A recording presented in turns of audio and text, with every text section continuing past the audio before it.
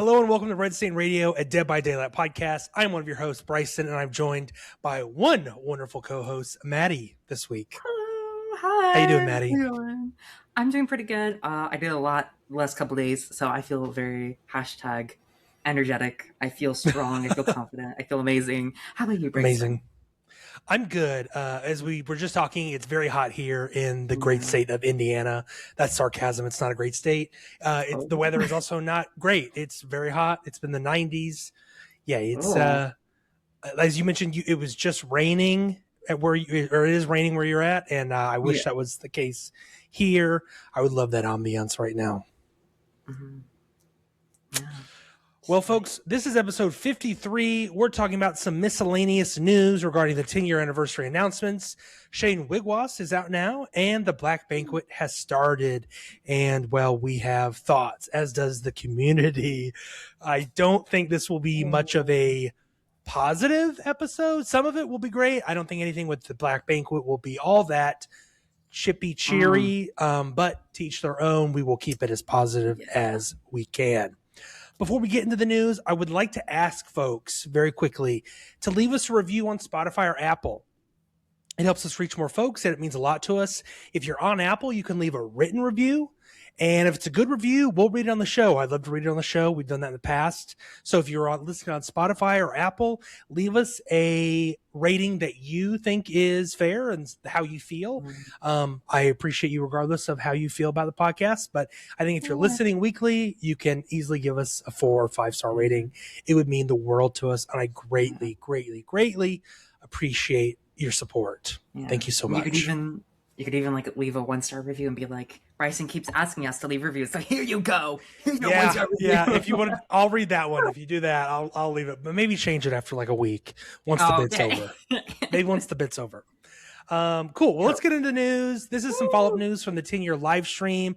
Matthew Cote and a few other devs have been in some interviews to kind of clarify some of those announcements and give a little more color to what they announced there. So first up, Matthew Cote recently sat down with Slasher Radio, which I will link this interview in the description. I listened to the full thing and it's really good, but he sat down with Slasher Radio a couple of weeks ago now, and about the anniversary announcements. They kind of talked about it. He gave a few more details, and we're kind of going to go through these now.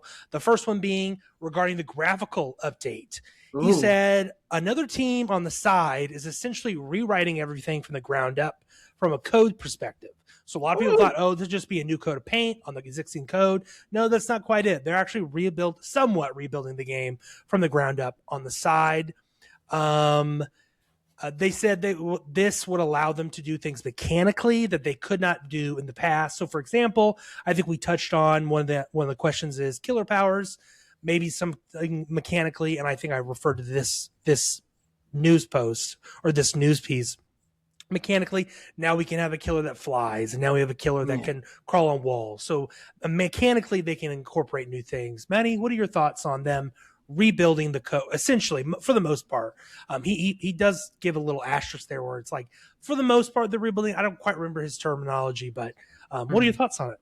Thank God. Dead by Daylight needed it so much, because when they made this game, their entire base code was, this game's going to be alive for like 3 months. People are going to enjoy it. It's going to be friend swap before it was friend swap, and then it'll be gone. But that didn't happen. No, as we can tell with this podcast, it's been here for a while. So I'm really glad they're reworking the old code. Not many notes on that specifically, but besides just thank God.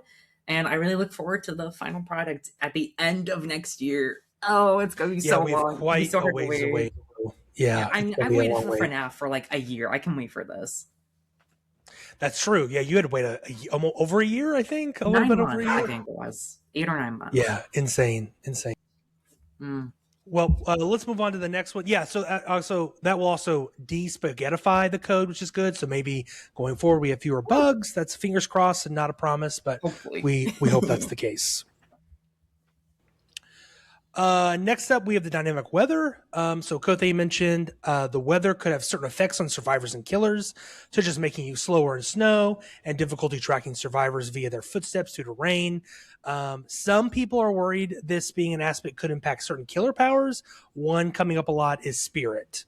What do you think of that, Maddie? Honestly, dare I say, I think that's a good thing. I know that's kind of controversial, but as much as that would suck, it would be another limit. It would be another thing to add to RNG because, like, do I get this weather effect or not? That would suck. However, I do feel like it would be a way to balance powerful killers without having to like nerf said killers. Like I was being mentioned, Spirit. She's really strong. Like consistently, I'd say she's like B plus, A minus, and for like lower tier survivors or like lower MMR survivors, she can be pretty tough.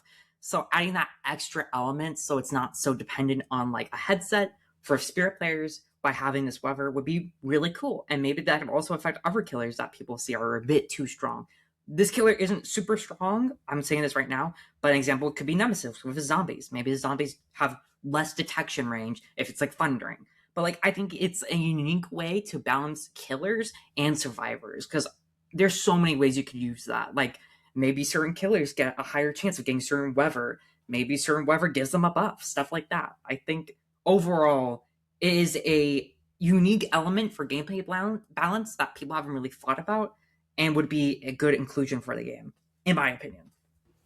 Yeah, and I think a counterpoint to the Spirit is we also don't know what they're including mechanically for killers when it comes to dynamic weather.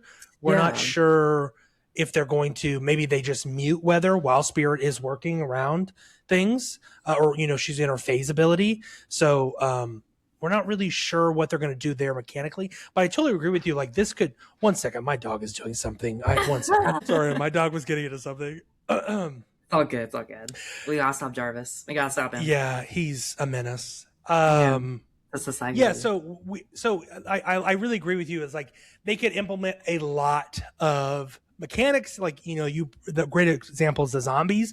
You can also maybe not hear the zombies as far away or as close as like maybe they're sneaking up on you. And there's a stealth element there. They kind of already do that in a lot of ways. If you're like on an indoor map with Larry's, they've snuck up on me a few times. But yeah, I also want to say counter to that, it's like, oh, Spirit's really going to suffer.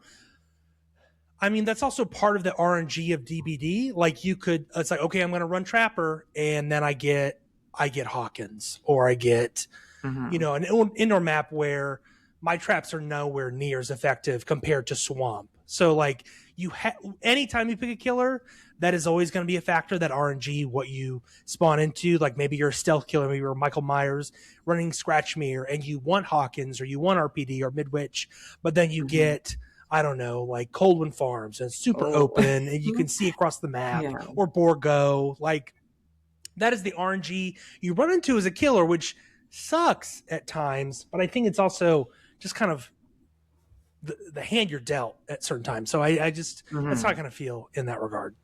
Yeah. Awesome. Well, let's move on to the Scooby-Doo cosmetic collab.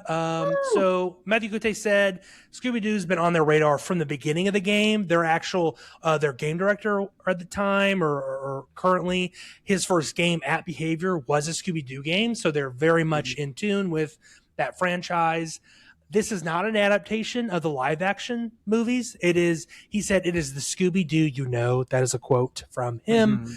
Take that as you will. Maybe it's the 70s. Maybe it's just the essence of those characters. I don't really know. We'll see this December. And these are survivor only cosmetics for now.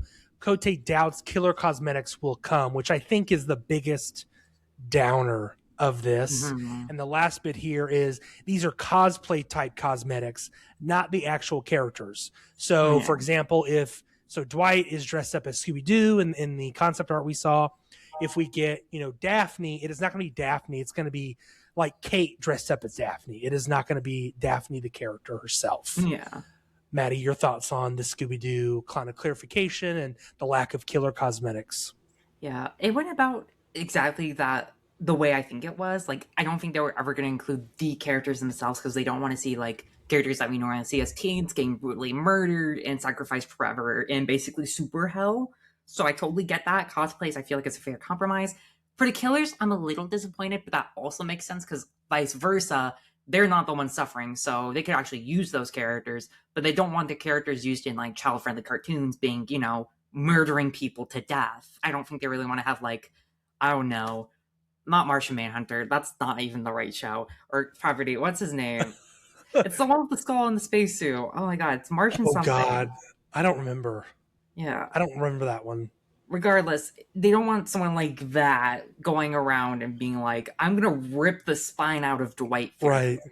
They don't Yeah. want that. So I feel like the cosplay is a fair compromise, and at least we're getting 5 pieces. So I'm happy Yeah. with that. Yeah. And maybe some shirts, some t-shirts would be Maybe. cool for original survivors. That'd be kind of cool. I'm crossing my fingers for maybe some charms and banners and badges, of course. I That'd feel be like really they'll do that cool. definitely. And like a Yeah, premium so bundle, $40, get a badge banner or mhm. something. Yeah, I'm bummed with the no killer cosmetics, especially since there's so many iconic villains. I don't want to call them killers because they're not killers in Scooby-Doo, Yeah. but they're villains in Scooby-Doo. Creature of But the I week. totally get it. Yeah. Yeah, like you don't want to see these characters that are actual people, like you said, brutally killing people in various ways, like melting faces off Yeah. or spearing them through the face or whatnot. So Mhm. it makes sense, but I'm still very much excited for this collab. Yeah. Yeah. I will say though, I will be disappointed in this collab if Claudette doesn't get Velma. I feel like those two are so perfect for Agreed. each other. So if they do not let that happen, my lawyers will be there. My lawyers will be there. You're like, we're You hear that suing you behavior? because you didn't give Claudette her amazing Velma cosplay. And Mhm. like, yeah, Right? Yeah. that and Felix, I think as Fred would be really cute. Those two I Ooh, feel like are yeah. guarantees. And then Lee Yun Jin as Daphne, I feel like that would also be pretty cool. Ooh, that'd be I have cool. no idea who Shaggy was because in my mind I was like that would be Dwight, but now I'm thinking about it. Probably Renato is my guess. I feel like he'd be a cool Shaggy. Ooh, that would be good. Yeah, someone kind of Yeah. tall and lanky. I was thinking Yeah. Jeff, who is tall but not lanky at all. So Yeah. Who he's knows? more That'll beefy. surprise me. I'm ready. Yeah, I don't remember. We did have our cosmetic collabs wish list episode. Mhm. I don't remember what episode. It was like a while back in maybe the Yeah. 40s. We do bring up Scooby Doo in that, and we do list off certain characters. Maybe go Yeah. back and listen to that if you haven't listened to it yet. Yeah. I don't remember, but it's Yeah. crazy we called it there, and we're getting it this year, which is Yeah. insane. I think that was Stevie's like one of her most anticipated ones. So I'm really happy that she Mhm. got that. Yeah, very cool. Next up, we have the future reveals throughout the year. So he mentioned more reveals are to be made that weren't shown during the anniversary. So there are Makes sense. secrets. Yeah, they didn't reveal the entire lineup. I'm sure there'll be cosmetic collabs and other collabs of certain things. Like we're already getting a bunch of like Ubisoft stuff that wasn't at the anniversary. Like Like Division 2. Yeah, Division 2 and Rainbow Six Siege. Which, Yeah. but little sidebar here. It is insane that Ubisoft gets so many in-game content from DBD, whereas we get nothing. The only thing we've gotten is like one cosmetic from Rainbow Six Siege and one charm for For Honor. Yeah. Like, I why have that can we not one. get? I do too. Why can we not get an actual cosmetic collection? I want an Assassin's Creed collection so bad. Why is this a thing?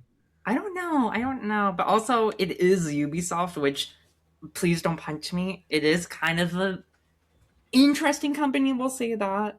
Yeah, They very, are very currently controversial. Yeah, especially with right now, since they canceled all future plans and future development for Destiny 2. They're basically sunsetting that game. The current only game is Marathon, which is only doing okay when it needs to be doing good. They have no current future projects. They've laid off like 30% of the Marathon workforce. is Bungie, which is owned by Sony. That's not Ubisoft. Oh yeah. But the only thing regardless, Ubisoft really has going for them is Assassin's Creed. Like that's it. yeah, like it's kind of like they don't have much. Yeah. Also, Yeah. I'm pretty sure I just messed up. Can we cut this out? I think I just realized I messed up Bungie and Oh, Ubisoft. no, you're and I feel good. like a You're good. chud. No, there's so many game companies. Yeah, Ubisoft, the only things they're really going from are Assassin's Creed. They have some live service stuff, which is Division 2. They're working on Division 3, but they've closed a bunch of studios. They've canceled a bunch of projects. Like the Assassin's Creed Hex team, I think saw some layoffs and some people were moved off that. But like they have that company. Well, first of all, is huge. Like they've had so many employee layoffs, and they have studios all over the world. So yeah, it sucks. I totally get maybe not wanting a collab with them. I think I realized the reason why I associate the two is because they are always suing other people together in like class action lawsuits, and I think that's why I messed them up. So yeah, apologies on me. Ignore me. The chud. No worries. Hey, we're not perfect and we make mistakes. I say things. I mean, I said a Halloween resurrection in our alien lore episode or something. I don't know. That episode was wild. Anyway, fever dream. Let's move on. We should get rid of the Halloween episode, honestly. Oh my Not God. that bad. It's not that bad. It's Anyways, let's move on to you added this, Maddie. You want to cover this news piece? Yes. So we a couple of the behavior team members had an interview with Famitsu. I believe that's how you pronounce it. Famitsu. Sounds that way. And they're a video game magazine in Japan. And in this interview, they interviewed several figures such as Matthew Kote and Jose Ramos. I believe that's how you pronounce it. And we learned two key things. One, we are 100% getting more P100 rewards. Amazing. Let's go. Specifically P100. And we're also going to be having the new MMR accounting for skill, which has already been said before, but it's good that they're reiterating that, especially since they said they were going to be adding that new MMR a couple weeks or months ago. That was planned in their health update, but we didn't get that. That was delayed, I believe. So yeah, to this year. It's supposed to be still this year, I think. Yeah, it's crazy. And I want it. I want it bad. More P100 rewards. What do we think that is? I have no idea. My guess, it's going to be lame. It's probably going to be banners, is my guess. Okay. Yeah, I could see them doing banners. Yeah. Well, I see two alternatives. It's either going to be banners with just the character face with the entity clause, or it could be the accidentally revealed prestige but not prestige outfit where they got the orange gunk on them. Yeah, that's true. We did not see that anniversary yet either. Exactly. Because they said they'd be more into on that, but they didn't do anything. So that's my guess. You can now get Cheeto Dust Freddy Krueger. Cheeto Dust. Oh no! I mean, that's what it kind of looks like. Yeah, maybe there's a flaming hot option. Red and orange, so it's it's like Takis. Taki. Killer cosmetic. I like a Taki. I like a Taki. I like Takis too, but they're more reddish orange than pure orange. So that's why I'm true. It's like Taki Dust. Maybe a Dorito dust too. You could do Doritos. Doritos a bit too orange, I think. It's more Takis. Too orange. That's red. Yeah. Yeah, and I'm excited for the new MMR system too. Again, they said they've delayed it to this year. We have not heard anything other than this about it. Hopefully we see that in the coming months, I'd imagine. Yeah. I would not be surprised if they retired the tiers.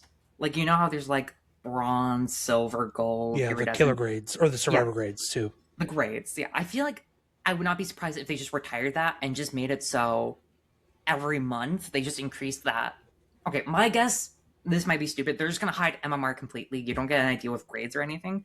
What they're going to do is just they're going to have the quick play of Overwatch where there's a hidden MMR. You never get to see it.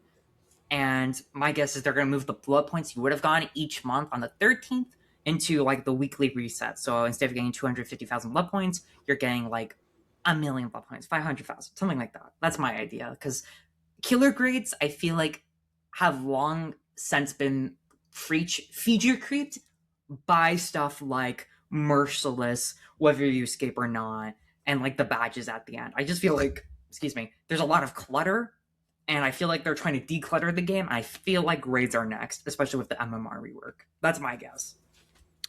Yeah, grades are kind of I guess a replacement to the old public MMR system, because you could see people's MMR or their rank essentially. Yeah. I would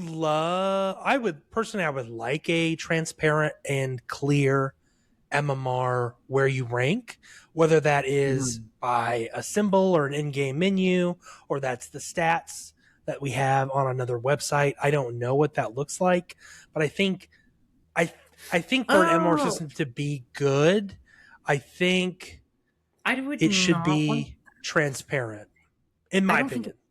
I don't think it should be transparent, because I feel what that's going to create is a lot of more toxicity, because people are going to be fighting to be number one or to be on the leaderboard. I can imagine already people playing super scummy, super sweaty just to be the number one killer or the number one survivor in their region. So I think because of that and the community's kind of reputation for being toxic, they're not going to do that. I get why we would want to do that, especially for you, Bryson. I know people want to see, how well am I doing? Am I doing better on this killer? Am I doing worse? I don't think they would do that just because of those toxic individuals, which sucks. But unless they put in a competitive and a quick play, I don't see that. and I believe they've iterated they don't want a competitive mode. So I'm not Yeah. surprised that I You know, would my not be comment's on a competitive mode. no, no. I have a little pushback there, and like I think people already do that. Like there are external tools like Nightlight on PC that track killer stat, like the number, the number one or Mhm. whatever. Like there are other tools that you can go to outside of DBD that do Yeah. that already. So bringing that in, I don't think into the game necessarily does that, but I get where you're coming from, and that is definitely a Yeah. concern for sure. Yeah. Mhm. Yeah. Cool. Well, we'll see what they do. In the meantime, we're kind of just waiting on that. I don't know. Maybe we'll get that between. I doubt we get it in August. Maybe No. after My guess is it's gonna come with art. That's my guess. with art. Yeah, that makes sense Yeah. because art Because seems to be just a killer only chapter, but we do not know yeah. for sure. Yeah. He is coming with a new map though, so we have to wait and see. We have to wait and see. Yeah, that'll come out in December. I don't think it'll come Yeah. with art though. Well, art I believe is coming out in November, December, and the map's coming Yeah. out December. Or they might do what they Okay. did with Hellmaster, where they released them before the map release and then released the map a little bit later. Okay. Yeah. That seems yeah. And then maybe they're in the same PTB or whatever. That'd be Yeah, cool. and like I don't know, I just feel like yeah, that just kind of seems right, even if we're missing the Survivor. However, we know what we're not missing right now with the Black Banquet event, a new Survivor. Wait, the Black We're Banquet, what's that? Oh not. my god, I have so many questions, Bryson. Answer them, Well, that's a please. good segue into the topic of our show, which is the Black Banquet and Shane Wiigwaas.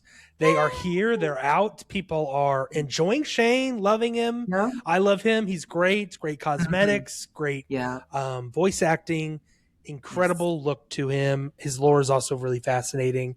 He's got some cool perks. However, the Black Banquet is maybe a less enjoyable experience, but we'll get to that a little bit Whoa. later. First, the really good. First, the really good Shane Wiigwaas. Maddie, why don't you walk us through his lore a bit? Of course, I can do that really quick. So I'm just gonna give the quick like TLDR footnote version, since Perfect. I feel like if we did do an episode, I would want to do an episode on him rather than shove that into this already kind of packed episode. So I'm just going to give the quick TLDR. Basically, we learned that Shane Wiigwaas is a defense attorney, and he specifically helps those in his community, that being, excuse my pronunciation here, the Anishinaabe of Glass River First Nation. I probably said that wrong. I apologize, but that's my attempt. And Hey, yeah, you he's a did a great defense job. attorney, and he helps people in his community in some lawsuits or cases where they're being tried. And in his story, we learn about his cousin, specifically Derek, and how they used to play when they were younger as kids. However, Derek is being sued, not sued, but he's being taken to court for a murder of a police officer. And according to Derek's accounts, he was pulled over, and as he's talking to this officer, he's pulled away by a black fog, and there's scratch marks all over the police officer's vehicle, and they're saying that Derek murdered him. And Shane is basically trying to convince him what actually happened. What did you do? And Derek says, I'm telling the truth. It was the fog. It was this malevolent entity.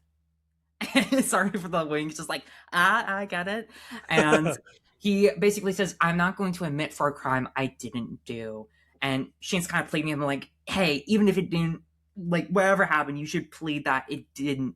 Like, you should just admit that you did it so you get a lesser sentence. Because if you don't admit this and then you go to jail, you're going to jail for life and no parole, I believe. I could be wrong, but jail for life, maybe parole, I can't remember. And Derek's like, I'm not going to do that. I'm not going to lie. I'm not going to admit to something I didn't do. And because of this, Derek is sent to jail for life. And Shane basically breaks as a person. He starts to distance himself from his family, his friends, and his community. And they start to sort of isolate him and exile him because of this moment of Derek being imprisoned for life. And that sort of sets him to leave his community and start going all around Canada to different places. And I believe sometimes in the US. And he's basically just going all around, mainly to other reserves and helping the people there before just going to another place, to another reserve. And it's just really tragic. Like, he tried his best, he tried to help, and ultimately he failed because of powers beyond his control. And sadly, the fog doesn't seem to let him go either, as one day, as he's sort of traveling around, he comes to a reserve next to a large forest. And there he's talking to one of the elders, and they're talking about how there's actually somebody reportedly hiding in the forest, and his name is Jake Park. And hearing about this, Shane decides to go into the forest and look for Jake Park. And as he's walking around, he starts to see the fog. It's approaching. And in that fog, he sees a police officer, a roar of a monster, I believe, and Jake Park. And he steps into the fog, one of the few survivors to actually do that. And that's his lore. And honestly, incredible. Fire. Really cool. He has such good lore. And something that I didn't expect him to do, and I'm just going to keep this very brief because I don't want to be incorrect and I don't have all my thoughts. I kind of like how the behavior team incorporated the sort of like problems that First Nations peoples face in sort of like crime and civil like court, if that makes sense. And what I'm trying to say here, so I hope I'm making sense, is that a lot of Indigenous people face higher persecution than a white person like me and you, Bryson. And because of that, they're tried for unjust crimes. And we see that with Shane and Derek. Derek didn't do anything wrong. He was just at the wrong place at the wrong time. And because he didn't want to admit something that he did not do, he did not kill the police officer, he gets jailed for life. And obviously, this is not one-to-one to real life. There is no entity. But I do feel like it's kind of a clever sort of reflection of reality where a lot of Indigenous people are sadly persecuted for crimes they did not commit and tried for it. And they spend the rest of their lives in jail until hopefully later that someone's able to prove that someone was lying. And most of the times, it's a white person. So I really like that they explored that through Shane and Derek through sort of this different lens. Because even though this is all fictional and it's all supposed to be like horror adjacent, it does cast a very obvious like point of view of this does happen in real life. Indigenous people are like persecuted for crimes they do not commit, and they have to serve unfair sentences because of it, because they're at the wrong place at the wrong time, or in most cases, someone is racist. And I just really like how in Shane's backstory, they look at that and really examine how they feel and how ultimately they are powerless against the justice system and how corrupt it is. That's just my thoughts. Yeah, no, it's incredible, and behavior is usually ones to really empathize and incorporate those types of civil right and human right issues, which is really cool to see that they've done it here as well. I need to look more into this lore because you've given a great synopsis, but I need to go back in and do some deep reading, and hopefully we get some tomes that expand upon his background. I really want to see more. I want to learn more. It's about a good start. I feel like he has so much potential. I want to learn more about Derek. I want to learn more how they like communicated, if they communicated at all after he started going from reserve to reserve. Or I want to know what other things he experienced. Did the black fog follow him? Did the entity like try to mess with him while he's moving from reserve to reserve? Did he hear about Jake Park earlier, but maybe didn't connect like the points? I don't know. I want to know more. He's a really cool survivor, and I empathize with him a lot because he's just been through so much. And I don't know. I just feel bad for him. Now he's trapped in super hell. I'm so happy he's here, but it's also like, damn, do you need a hug? Do you need right. do you need a pat on the back? Are you okay? He's been through the ringer. Yeah. He's been through the ringer, exactly. I think they released like some marketing materials showing like a map of his with like a bunch of postcards, and it's like it follows like other characters that have been taken to the vlog. Like I think Felix is on there, maybe Hattie, and maybe Kate and Jane are also on there. Yeah. But there's some like teases of other original survivors, which I thought was really cool. And hopefully they explore that in future tomes. That'd be really, really awesome. So we'll have to wait and see though. Wait and see. So like lore wise, Shane is up there in my opinion. It's very small with the amount of content compared to other survivors, but I feel like they just hit the ball out of the park with how amazingly written and tragic it is. But despite it all, Shane still walks headfirst into danger and is willing to help others, even if it's threatening like his life and it's terrifying to be in. He still goes in to try and help people. And I don't know. I love Shane. I love him so much. I love him. A great addition to the fog, and we're happy to have him. In addition to Shane, we have his 3 perks, which are Ooh. wide open throttle, lend a hand, and cross examination. We've Ooh. had our hands on these for a little while in PTB, and you could Mhm. play them you could use them in custom games since Jason release, but now they're in public domain or public Yeah. use. You can use them in public matches. So we'll go through these very quickly and give our thoughts. Wide open Yes. throttle, fast vaulting a pallet triggers the following effects: gain 15% haste for 3 seconds, and the pallet is reset and blocked for 60 seconds. This perk goes on a cooldown for 60 seconds. Then you have lend a hand. After cleansing or blessing a totem, this perk activates once per survivor while healing another survivor. Press the activate ability button and give 4 permanent healing charges. This was changed from the PTB. It used to be it would deactivate after 1 use. Now you can use it on all 3 other survivors. You just have to reactivate it by booning or cleansing. Yeah. Cross-examination while in the killer's tear radius and while not in chase. That has been an addition in the most recent bug patch.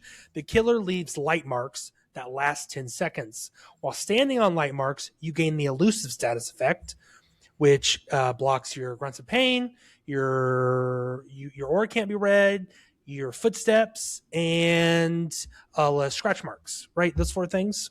Yeah. And then while standing on the light marks, you gain elusive. The effect lingers for 5 seconds after leaving the light marks. Maddie, what are your thoughts on history perks? Really quickly, cross-examination, again, was changed. It used to be while in the killer's tear radius, and you were in chase. You left light marks. Now it's been you cannot be in chase. Yeah. Honestly, before I feel like his perks were a bit overtuned, but now I think he's in a really unique position where his perks are horrible for new survivors and oppressive for veteran survivors or survivors with more experience. Because how I look at it, wide open throttle, most survivors are just going to vault a pallet whenever they're in chase, and then they're going to reset it. And even though they get some haste, they're going to get hit anyways. Whereas experienced survivors are going to know the killer knows that they have it, and they're going to be outplaying it by using like the window, pretending to vault, going around corners and stuff like that. And that kind of goes for cross-examination too. Before, where it was you could be in chase and have this perk activate, I feel like it was just borderline broken. You could lose the killer way too easily, especially on Shack. But now with how it is incorporated in the game, I feel like now it's just going to make like flashlight saves a lot easier, or like head-on saves or stuff like that, where the killer is not going to be able to detect you unless they're going around thinking you're already there, but they won't hear you if you're elusive. So they're just going to see you run around the corner and you can be like, fuck, I did all that for nothing. And then I feel like lend a hand is kind of the outlier of these 3, just because, in my opinion, it's kind of annoying that they introduced like diminishing returns and then introduced a perk that goes around diminishing returns, so it doesn't really make you like care about diminishing returns, if that makes sense. Because they did that with gens, and they started doing that with gens. I was like, okay, that's a bit much, like permanent progression. And then they did this for healing, so it's kind of like, okay, can we stop that, please? I don't love that. And it's gonna be annoying too, because if you do lend a hand and someone has resurgence, so if like you're in Survivor Friends, you can literally just one tap people and go right back to a gen. Or alternatively, everyone can have not deliverance. Oh my god, everyone can run a luck build. They do that, heal themselves really quickly, and then go to a gen. I just feel like with how Shane's perks were designed, they were designed for more veteran, if that makes sense. And I feel like that's going to be not great for the killer experience in the long term. So for survivor experience, though, in the long term, I feel like these are healthy additions. I think wide open throttle was in conception more problematic than it really is. Lend a hand, I don't really like. And cross examination is niche, but not too niche, if that makes sense. So overall, I feel like this is going to be a callback to one of our first episodes in the class presentation. Basically, wide open throttle is like the person that you've been hyped up from one of your friends from another class they were in, being like, oh, they're going to carry the project. But when you start working with them, it's very clear they just kind of follow everyone else and speak louder. Lend a hand is kind of that one person in your friend group or your project group that's like low-key doing everything before you can even say it. Like, you're like, hey, lend a hand. Could you like make the presentation? They're like, I did it yesterday. Oh. And of course, let's not forget about cross-examination. he used to be a big shot. Everyone loved him, but now he's kind of having like a fall off. He's kind of going through like a rough breakup, This and is such a like good analogy. he's not doing great, but he's getting better, and like he can make a mean like speech when it's needed for the presentation. So overall, I give this like a B plus, A minus, very solid. Yeah, I'm interested in that you're saying that about cross examination because I think they gutted this perk when they made I it don't know while about not in that. chase. Like I sure you could use it for flashlight saves. That would not be terrible. I just don't know if it's while not in chase. You have to be you see. I just don't find this all that valuable unless you know how to. What is the tech where you can walk? Is it walk tech where you kind of Shift tech. go at a chase? Is it shift tech? Is that what it's called? Shift tech. Yeah. So where you kind of walk around corners so the chase doesn't start. I only see it coming into play with that, and that is only really experienced players. So I'm agreeing with you in that. Yeah, this is very good for veteran players. But I think the vast majority of players, vast majority of players cannot pull off shift tech. I can't do that, and I have a hard time with that. I don't think you're going to get value out of this perk in any situation, other than maybe those rare flashlight saves. Lend a hand. I don't love that they buffed it to it being applicable to all survivors instead of it deactivating after one. That's a little. Granted, you have to go bless or boon each time to reactivate it. Still, I think permanent charges is just a bad trend to go down. We've already had this multiple times this year already. And then I think wide open throttle is just a bad perk. Like I think it is worse than any means necessary. If like you're gonna reset the pallet. Say you reset Shack. If you're healthy, you're probably going to lose a health state soon after that, unless you have life to pair with it, because 3% haste, like 3 seconds of 50% haste, you're not getting that far from the survivor from the killer. Also, it's blocked for 60 seconds. Yeah. So if you're looping at Shack, you're not going to be able to loop just the window for the 60 seconds because it's eventually going to break or block unless you're good enough to not use it all the time, and the killer's really having a hard time. I think the intention with wide open throttle is that you go to a new loop after you use it instead of trying to use the same loop. Yes, but I'm sure some people will try not to do that. But some people are going to go. So you do have to go to a loop, but I just don't think this is all that great.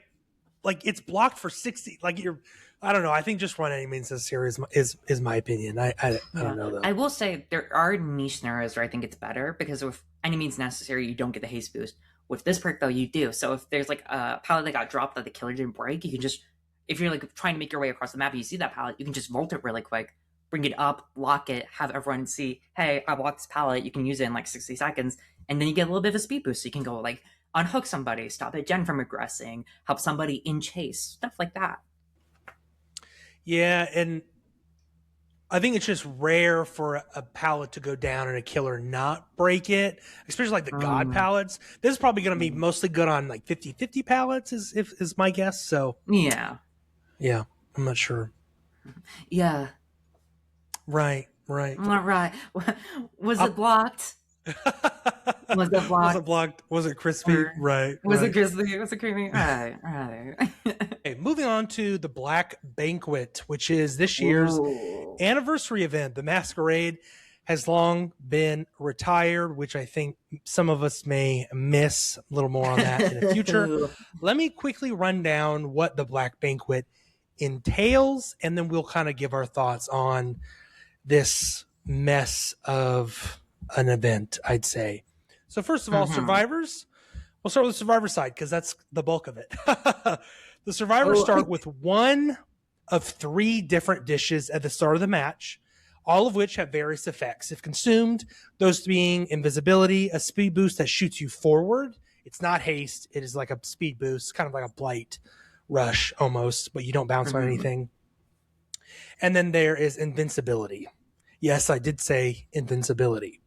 Alternatively, survivors can take their dish to a dining table. There's 2 on each map that replace generators, or occasionally on certain maps, you will have like a giant banquet tile. So Mm-hmm. Swamp has this, Garden of Joy has this. It's just a Cold giant wind. area. Yeah. Yeah, Cold Wind. A bunch of areas where it's like a bunch of tables set, and there's a dining table there specifically where you can set your little course.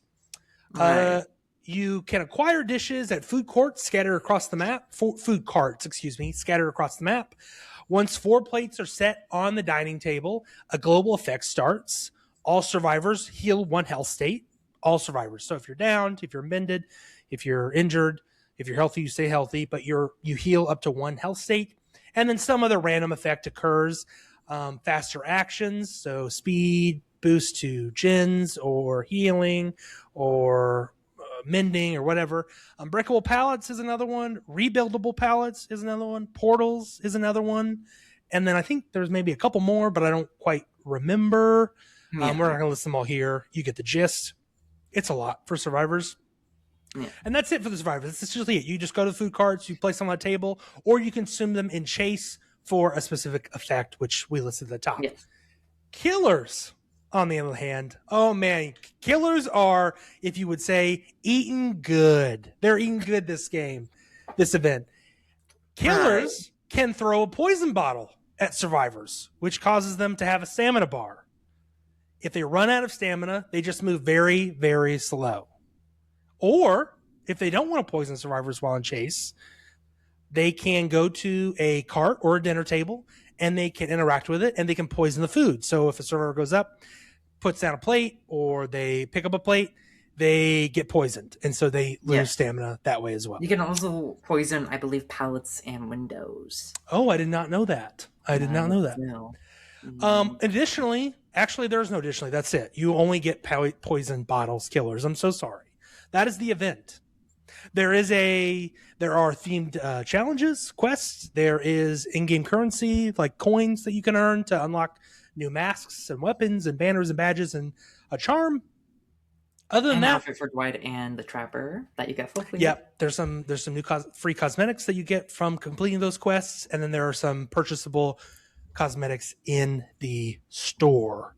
Yeah. Maddie, what do we think of the Black Banquet replacing the Twisted Masquerade? And I want to be very specific. This is in place of the Twisted Masquerade, and this is the 10-year anniversary event. What are your thoughts on the Black Banquet? Okay, I'm just going to say this now for all listeners, viewers, and you, Bryson. This is going to be pretty negative, I think, for the rest of the episode until we get to our killer tier list. So, forewarning, it's going to be a lot of bitching and moaning from me and Bryson. Oh, yeah. Oh, yeah. If I had to describe the event in one word, it would be disappointing. And I hate having to say that about the 10th year in-game anniversary.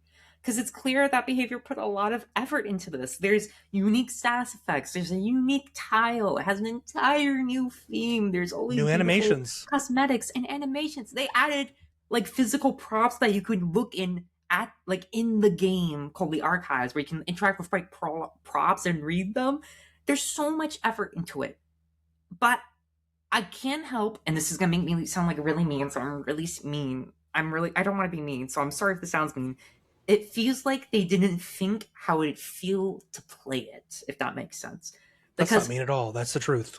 I don't know how they sat down and made this event and think anyone would have fun with this.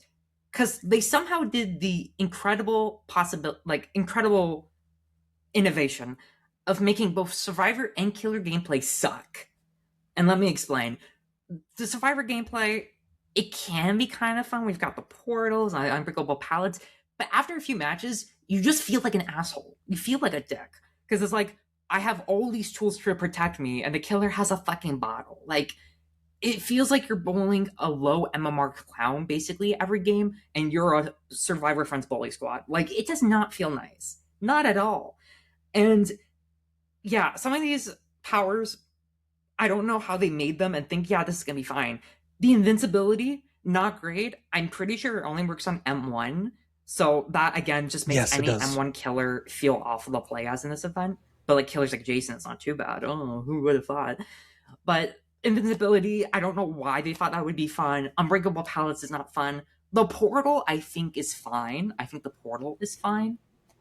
But I think the palettes and The stuff. portal is, I think, the most enjoyable part Yeah, the portal is of the definitely the most mode. enjoyable. And funny enough, it's the one that both killer and survivor can interact with. Yeah, that's true. Killers can interact with Yeah. portals. I forgot about But that. the palettes is not fun, and the one that increases like speeds of like actions with more survivors being nearby is boring in my opinion. It was clear that they kind of didn't think of something for And that if it one. increases the speed of healing and gen progress, it should increase the progress of hooks as well. Yeah. So there's that too. And then there's just like a lot of annoying stuff that I don't love. And for the killer gameplay, that just feels awful.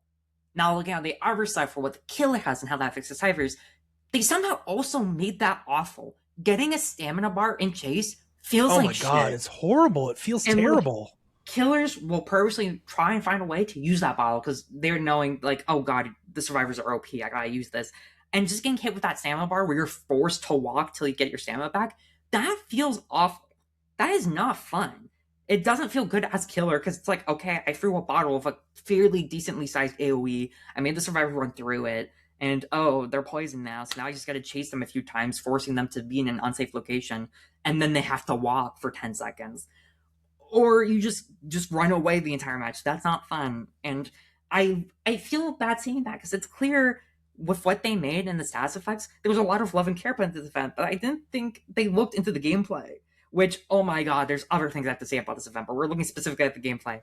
So, they did all of that, and I feel really bad because they clearly put a lot of effort into that. But it's also like, did they not think that would not be fun? Like, Killer could basically do nothing, and survivors get to do 8 billion different things. And there is an argument to be made why they did this, because of newer survivors coming back to the game for the 10-year anniversary. We hit a player peak. That was expected, I think, on their end. So they didn't want the killer gameplay to be too complex for the majority of players who are Survivor, because 4-1, let's be honest here, most people play Survivor. So they didn't want survivors to go into a match and see a killer with 5 different powers, basically. So I think that's why they only have the poison. To which I say, I feel like they could have really made that easy just by making it so each meal, like each different meal in the game, could benefit both killer or survivor and just get rid of poison balls entirely. So survivors have like the food, but the killer can also pick up the food and place it on the table. And maybe after so much time, or whoever contributes the most food, they get a buff that's more beneficial for them, but survivors or killers get the lesser. So an example would be, you know how you were talking about sacrifice speed? Maybe if the killer sacrificed more food, sacrifice speed is slightly increased and survivor speeds are slightly decreased. Or if the survivors do it, maybe it's the other way around. Or maybe we could do the best of both worlds. Everything is increased, so both killer and survivor actions, so everything's going like super fast. But whoever contributed more gets even more speed. That's something to think about. Or with maybe the unbreakable pallets. Maybe instead of making it so that's the major event, that's the minor event. So a killer can use it to instantly break a pallet, or survivor can use it to protect a pallet, but it's basically like a one-time use. So if you protect a pallet and the killer breaks it with anything, it sort of negates that the one and only time. That pallet can't be protected or destroyed again through that feature. Stuff like that. I feel like there could have been more back and forth in the event that would have made it felt more enjoyable. And in addition to the event, I'm just going to say it, they should just get rid of the dessert mode. It feels so useless because it basically feels like the event got turned off at the end. That's how I feel. And so survivors can use any food that they still have in their hand, or they can go pick up a buff from a cart or a table. Killers can do that as well. However, the killers do not get their bottle in game or during the dessert phase. And dessert phase starts when two survivors are left, or there's one gen left. 2 survivors or 1 gen. Yeah, so that's when dessert phase. So you lose your bottle then. So you know, if you've not sacrificed anyone and 4 people are still alive and there's 1 gen left, your bottle is just gone. So that one thing you got from the event is just useless. And but survivors can still use their food that's in their hand. So it feels bad. I just feel like there should be more back and forth in this event, especially since it's all about gluttony. You want to be more gluttonous. You want to take more than you have. And I feel like they could have incorporated gluttony more into this event, where maybe if you use too much of the food, you get a punishment. Maybe you're like, oh, you get injured. Maybe you get slowed for a certain amount of time. Or for killers, it's like, oh, you get stunned for longer, or stuff like that. So it punishes you for being too indulgent. Or maybe it could be the opposite. Maybe you want to be more indulgent. You get more and more buffs. but it puts more penalties on you the more that you consume. So maybe like survivors get speed bonuses and endurance, but in return, the more you consume, it builds like up a meter for the killer, where eventually the killer becomes like gluttonous mode or something, and he can insta down everybody. Stuff like that. I feel like you should be more back and forth and should go more into gluttony besides chase swap. Excuse the terminology. Well, no, you're good. Well, Behavior, if you're listening, hire Maddie to do all your events, because I think that's a really cool idea. But yeah, I where do I start? To give survivors, first of all, I want to just do the core gameplay of the event. Like, the effects they can be really funny and cool, and it's funny to turn invisible in the middle of a chase and the survivor and the killer not know where you are. Like, oh, it's cool. On the killer side, I think that feels really bad. Yes, you can still see scratch marks and you can still hear footsteps. I still had a really kind of tough time with good headphones to track survivors, and it was tough. You can still get hit in invisibility, but I found it really hard to track. Despite that, as a survivor side, that's hilarious and fun. The portals are cool. The global effect of healing everyone is really good. Like, as a survivor, this should be amazing. However, it's how those things come about that is really boring. And that is, I have to get off my gin that I'm working on. I have to walk over to a food cart, pick it up, interact with it, and then I have to keep it with me and go back to my gin, or I have to take it to a dining table and place it down. And I have to keep doing that, going to the table or to the cart, to the table, to the cart, to the table. That's it. That's the gameplay to activate those global events. That's not fun at all. Like, I am taking time out of doing a generator to fill up this global event. Yes, it can be really powerful depending on where you are in a match and how rough you're doing, and maybe 3 people need to heal. That's perfect. Sure, do that. But it just feels really bad when maybe you have an edge or you don't have an edge and you're trying to catch up. I have no reason to interact with the event at that point, because I want to escape. I want to get those points to escape, because that gives me more BP, right? Whereas the Masquerade, the game naturally progressed and global events happened naturally based on gen progression. With gen popped, you got a stack, and if people got hooked, you get a stack. And things will happen, like you get maybe you get a scroll. Like, if you didn't pick up a scroll at the beginning of the game, you get a scroll now. It's refreshed. Maybe the killer is undetectable, or maybe everyone's exposed for 60 seconds, or everything is filled with breakable pallets. Whatever. The game progressed regardless of me going out of my way and doing things. And I could collect scrolls going from gen to gen, or exiting chase or whatnot. Like, the progression of that event was natural, and it felt really good. And both sides got plenty of abilities. That was the best part. So it's really unfortunate what this has been turned into.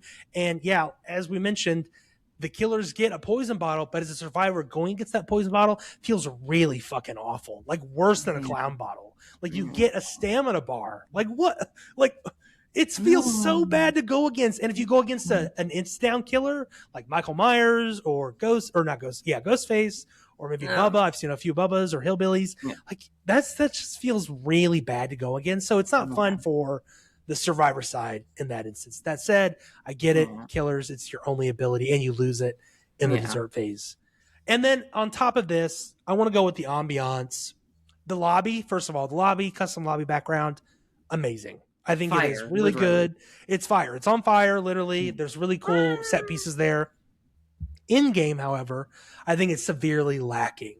If you remember, Masquerade had like these floating, twirling, like little, I don't know, mannequins. Explain it. Like, yeah, like there were mannequins. They're like dancing and stuff, and they're like twirling. They're like golden and wispy. It was really cool vibe around the map. And they made their own noise and had their own VFX and stuff. Lockers, gens, and hooks were also decorated. This year, it is just lockers, hooks, and gens, and they have like dishes around them and food, and then the lockers and stuff have like snakes and like the cult kind of a cult symbolism. I don't know, it just doesn't feel right. Like, none of the and then you have those tiles, which are cool. I just wish those were implemented throughout the maps a little bit more rather than just being a tile. I get, and again, the tiles are not all that cool. Like, they look pretty, but they don't really have much of a function other than there's a table there, and then sometimes they'll have a pallet, or sometimes they won't. It just depends on what map it is. So this map or this event is not it. Yeah. I feel like, though, what caused a lot of people to be disappointed in this event, that made this event feel worse than it probably really is that it just feels lacking in terms of rewards for survivors and killers and players alike. Because from how I feel, at least, for a 10-year anniversary, celebrating 10 years of how this little game that was only expected to last a few months lasted 10 years. We got 5 million blood points, which is pretty nice. I'm not going to say that's not nice. 5 million blood points, amazing. But that was compensation because the cake spawn rate is very low, and they have not responded to anyone today. Yeah. I don't think a tweet or anything went out today. We also got the 5 million at the beginning. Like, this is on us. Like, we got that. Or was it 10 million? Yeah, that's fair. Yeah, we got so the 10 million for the 10-year anniversary, but then the 5 mil compensation for this low spawn rate. Yeah, so 50 million blood points. That's amazing. We love that. Yes. We get some iridescent shards. Okay, also great. Amazing. Thank you. But then that's kind of it. We don't get a lot of rewards. We're getting about the same amount of rewards, like cosmetic-wise, from last year, like other events. Like, it's not better at all. And then, of course, we get to the bigger problem, the cakes. If you don't know, if you're a newer player, cakes is what is referred to the anniversary offering, where they're basically a bloody party streamer, which if you don't know what that does, it gives all players in the lobby 100% extra blood points earned that match. And it increases in accordance to the number of the year. So an example would be for year 8, we got the 108% bloody party streamer cake. So we call that the cake. Makes sense? So this year we got the 110% cake. And for some reason, all the previous cakes have been common. This one was turned very rare, which is the second highest rarity that you can get in the blood web. And people were confused because it wasn't showing up a lot. And then people realized something else, and that's cakes were only coming in at very specific blood web levels, and it felt awful. People were spending, I think, 10 million blood points, and they were getting about 40, whereas before, the normal occurrence would be 3 cakes per blood web level, or at least 1 for the very early levels, and you would get about 100 for every 50 levels, or like not even. Let me say that again. Like, you would get like 300 cakes for 50 levels. Like, that was what we had. But then they changed that, and they said they fixed it, but that's a lie. And then they didn't even change the rarity. They left it at very rare. So yeah, they did increase the spawn rate. It's still scripted. Like, it's still like, it's not random. All those spawns are scripted in the blood web. Weird. Yeah. I don't know why, but yeah, it's still scripted, and it's still lower than last year in terms of drop rarity or drop rate. Yeah, and it's just weird because I know that they've said it in the past. They wanted to reduce the amount of cakes that players got because they felt like they were giving too many. To which I say, why do people think that is the case? Why do you care? Do people want so many cakes? And I think that's just a problem with the core gameplay that they don't address, is that they give too little blood points in a match. The average amount of blood points you get is 25,000. That's barely enough for 1 level. And 50 for 1 prestige level, and there's 100 prestige levels for 1 character. Keep in mind, if we're including survivors and killers, there's over 80 characters. Let's do math, Bryson. 80 times 50, what's that? I don't know. What's the calculator say? 4,000. So that's that. And then we're going to times that by 100. 400,000. That's 400,000 levels. And then if we can multiply that by 2,500,000, we get a grand total of number I'm not even going to pretend to say. We're going to see if I can Google. A lot of O's. A lot of zeros. 10 billion. You would need 10 billion blood points at minimum to get every character to prestige 100. And obviously, you're not going to do that. So we're going to. And it takes about 1 million BP to get them to P1 or to prestige ones. We're going to do some more math. So we're going to say we have 80 characters. We want to get the prestige of 3. So all level 3 perks, because for some reason we still have rarity. And then we want to times that. So 150 levels, we're going to times that by 2,500 because I can do math. So to get every character to get their level 3 perks for every character, it's a prestige 3 for every character in the game, you would need a grand total. Sorry, math is hard. 300 million. At least. It's a lot of BP. And remember, the most blood points they ever gave out was now, where they give us 15 million. Yeah. Which is... It's crazy. It's, and I think last year they commented, like, they decreased the spawn rate because they wanted people to feel like they were earning them or something like that. There's a quote floating around. You could look it up if you wanted, but it's why aren't you just giving away BP? Like, why are you so scared to give it away? Like, why do you care? Yeah, and they have to regulate. They have to like kind of give more blood points with the weekly reset, where they give 250,000 per week just to make the grind feel less awful. And this is all just to go around saying they want people to get less cakes because they think they're getting too many blood points. But we need that many blood points because there's so many fucking characters, and for us to have the same impact as good players who have the best perks, we need them to be level 3. So we have to put all these blood points into the characters. If we want to have the character perks on another character, we have to get that for at least Prestige 1. So we're doing all of that, just so we can play the game that we already have to spend money on and then buy the characters. Like, I feel like they're failing to see why this is such a big issue. And I feel like, yes, if there's a lot of cakes, that could be bad for the future, but they're not doing anything about the present. And I feel like this anniversary is kind of culmination of common player problems of Survivor gameplay being a bit too lenient, too biased recently. That being the killer gameplay feels awful for low tier, impossible for survivors in the high tier. Offerings, blood webs, blood point levels, cosmetics, generosity, and just general player satisfaction. I feel like it's all reached a culmination, and this event is showing that. Because for a 10-year anniversary event, it feels so disappointing, and that's the word I used to explain this event. I think that's the main problem. The event is disappointing, and it should not be disappointing. Agreed. It should be amazing, but we just got poop in the butt. Well, it is very much poop in the butt. I do want to quickly share from our Discord. We did a poll. Yes. And so I asked, what do you think of the Black Banquet? The options were, I love it, it's fun, I miss Twisted Masquerade, and I hate it. Yeah. No one voted for I love it. No one voted. This is 16 votes. Not a ton of people, but still. 50% of folks said it's fun. 25% said I miss Twisted Masquerade. And then 4 people voted I hate it. Now, again, a lot of folks mentioned I wish I could pick multiple options on there, or I wish there was a it's meh option. Like, there were a lot of comments, and we had a wonderful discussion. I recommend checking it out. If you're on the Discord, there's a link in the description. You can join it and participate in similar polls and discussions, and we'll fold them in here into future episodes. But yeah, a lot of people are just like, it's meh. Like, I like some people said I'm not playing during this event. You know, I saw some people vote that. Totally fair. Like, if you're not having fun, go play something else. That's what I'm doing. I just rolled credits on Jedi Fallen Order again, and that was. I keep seeing you play that. Yeah, that was a blast. It was so good. It was so good. I played it at launch, and it's been a while since I've touched it. But yeah, that was excellent. I'm excited to jump to some other games. But yeah, like, it just sucks that this is the 10th anniversary when Masquerade was so cool. And it's funny that people are like, all the memes is like, maybe I judged you too harshly, Twisted Masquerade. Yeah. Like, you know, we were like, okay, this is cool. This is, I mean, but like, I think the vibe is kind of cool. Like, the occult vibe is interesting. Yeah. I think it's a little weird that it's based around the Black Veil. I think it's weird that you don't have a cosmetic for the character that is in the Black Veil, aka Tori. Well, like, she's not in Black Veil. She's like on an off kind of like sister related cult that might be related to it, or might actually. Oh, I thought she was in the Black Veil. It's a different one.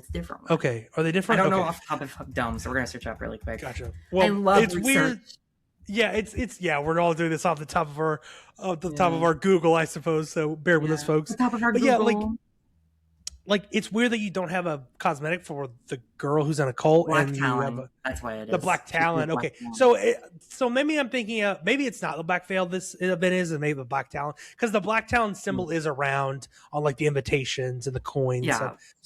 But anyways, it is her cult. Like, it's based on her cult, because there's stuff like referring to whales and stuff in the archives that you mentioned at the top of the Black Banquet section. So it's just weird that you didn't give her a cosmetic to go with. Like, she doesn't have a mask. She doesn't have a cosmetic you can get. Yeah. Or LED, who's all about incorporating like the Black Veil, and it's not the Black Talon, but she's related to like the entity and stuff.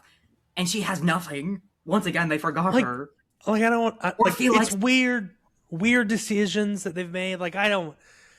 Again, I think this is overall a disappointing. Like, I think there are fun aspects, and some people are really enjoying it. Like, I know one of our moderators, Zuki, she's loving it. She absolutely recognizes all of its flaws. Like, it's very much Survivor sided, but she says, "Hey, I'm having a good time," and I love that for her. So if you're enjoying it, keep enjoying it. But if you're not, it's okay. There will be another next year, and we can stack up on cakes next year. I have plenty on Xenomorph from last year. I think I have like 1,000 plus on Xeno. So I mean, that tells you how many cakes they were giving out last year. But even then, last year it was lower. But it's I barely played last year, and I had like 200 on Vittorio. So like, like it was easy to accumulate. But now I feel like you got to grind for them. It's weird.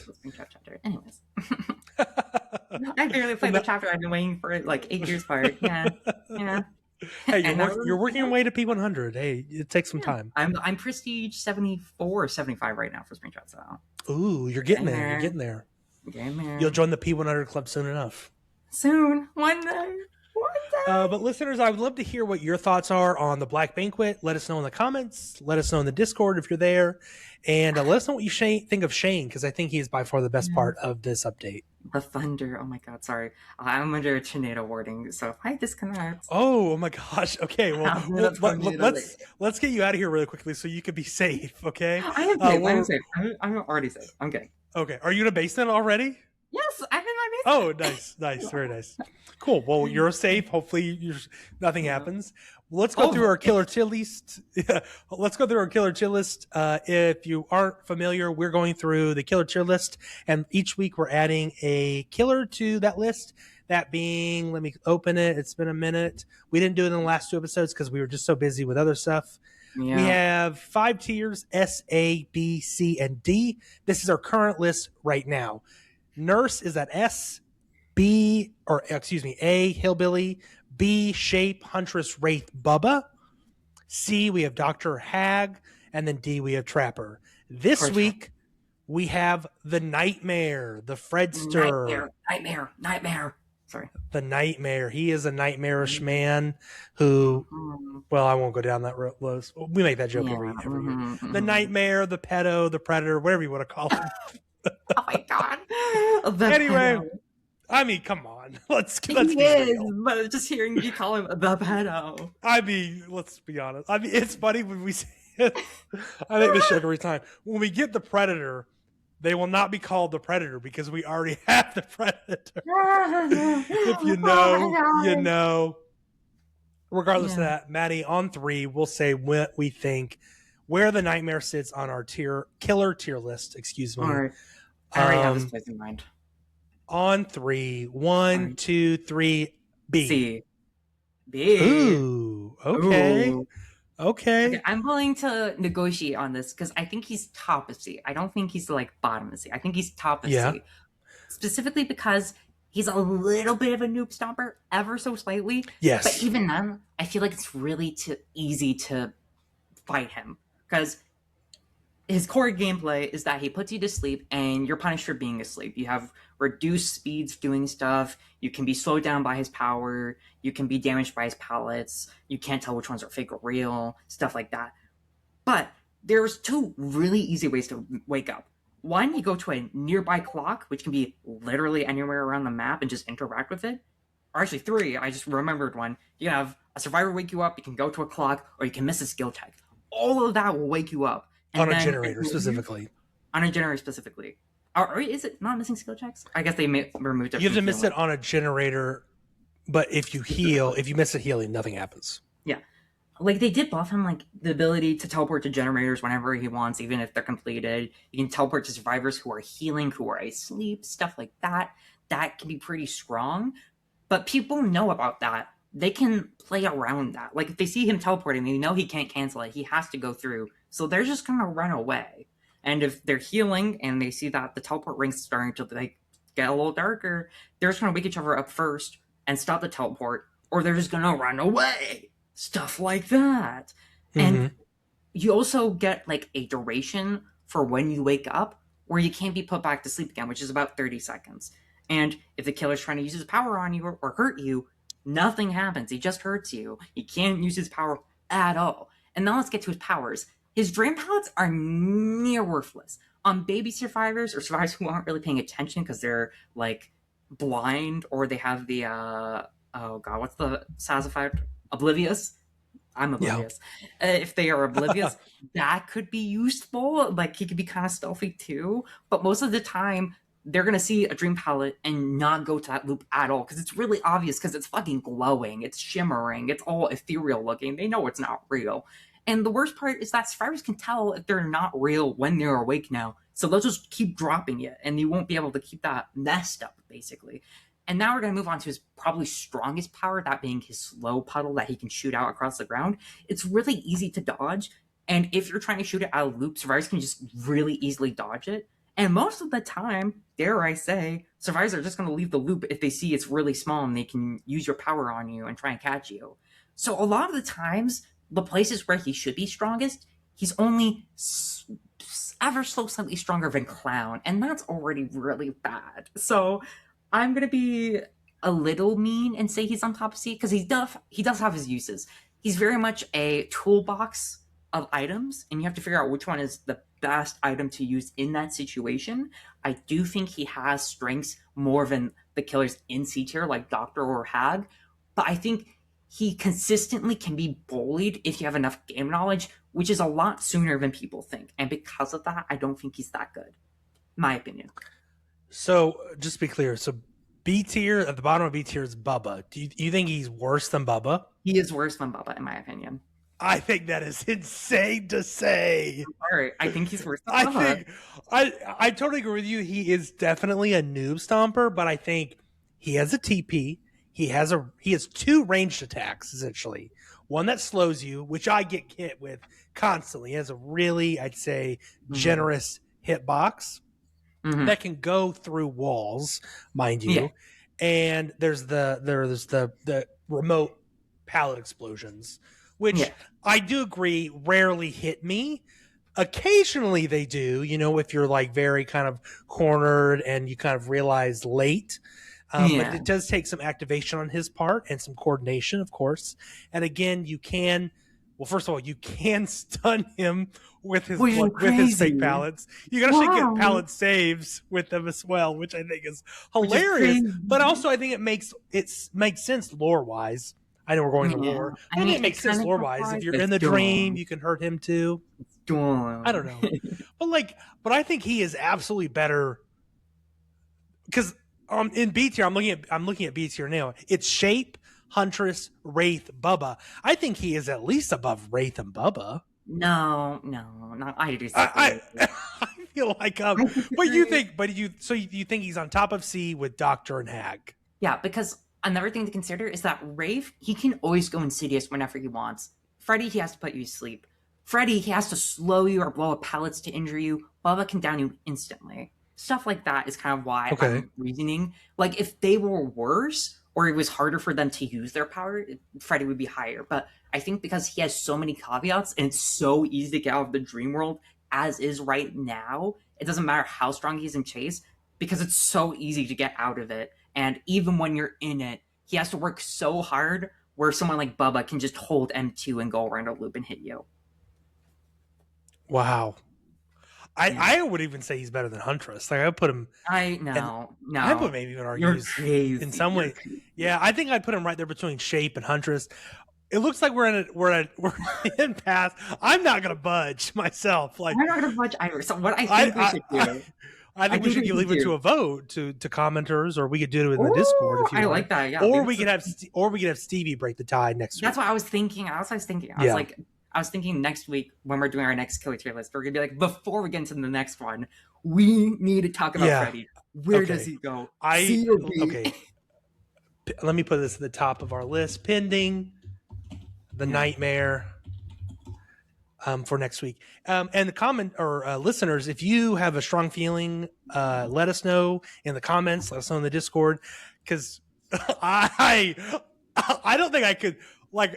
Okay, I've let some things slide, but I think the nightmare. I think Freddy belongs in B tier at the very least the bottom of it. But like I might be able to say bottom of B tier. Like maybe I do bottom of B tier, but like he's not better than Bubba. I'm sorry, he's not better than Bubba. I think he is. Like I just think he can put more pressure than Bubba can. But that's we'll have to talk to the listeners, viewers, and Stevie next week. Yeah, to let us figure out know. where he Let goes. us know. That was an interesting conversation. I love that. Very. I love that little segment. Well, that was the killer tier list for this week. Thank you for letting us resume that. Again, we didn't do the last 2 weeks because the 10th year anniversary was just really packed full, and then last year was our 1 year anniversary celebration. So, and that's all we have for you this week, folks. Thank you all so much for tuning in. Again, if you're listening on Spotify or Apple, leave us a review, and if you're on Apple, leave us a written review. We'd love to read that on the show. If it's a 4 or 5 star rating, if it's anything less, well, I appreciate you for giving us how you think, and I appreciate you just participating in that. So thank you so much. Yeah. Thank you, Maddie, so much for joining me. Please be safe with your current weather situation. Keep us updated on how. Don't worry, I'll be that sucked goes. into a tornado and flung to my death. Don't worry. God, please don't.